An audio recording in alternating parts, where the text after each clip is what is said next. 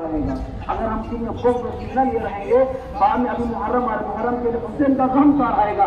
جس غم میں حسین کا راج چلتا, جس دل میں حسین کا راج چلتا تھا, اس دل ہم تینوں خوف بھر کر رکھیں گے تو پھر حسین کے غم کو رہنے کے لیے جگہ نہیں ملے گی. لہٰذا یہی وہ ایام ہوتے ہیں جس میں انسان پاک ہو جاتا, صاف ستھرا ہو جاتا, جس میں انسان اپنے گناہوں سے بھی اپنا کو پاک کر لیتا ہے, پاک ہو جاتا ہے. اسی طریقے سے ہر انسان اپنی دشمنیاں ختم کر لیتا ہے, دوستی کا ہاتھ بڑھاتا ہے, گلے ملاتا ہے, مسلمان سے مبارکبادی دیتا ہے. یہی وہ ایام ہوتے ہیں جس میں ہم اپنی قدوتیں دور کر سکتے ہیں, ہم اپنی دشمنی ختم کر سکتے ہیں. آپ یوں یاد رکھیے گا, خدا کا وعدہ ہے, خدا جو چاہتا ہے کہ مسلمان آج کے دن سب مل کر عید منائے.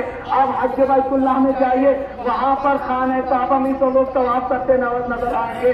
مینا کے میدان میں جائیے, عرفات کے میدان میں جائیے, تمام مسلمان ایک جہد ہو کر وہاں پر نظر آئیں گے. کوئی کسی فرقے اور مذہب کو نہیں دیکھتا, سب مسلمان ایک ہو کر نظر آئیں گے. خدا چاہتا ہے جس طریقے سے مسلمان میرے گھر میں آ کر اتحاد اتفاق کے ساتھ رہتے ہیں, اسی طریقے سے مسلمان جہاں بھی رہے اتحاد اور اتفاق کے ساتھ ہے. صلوات پر محمد والے محمد.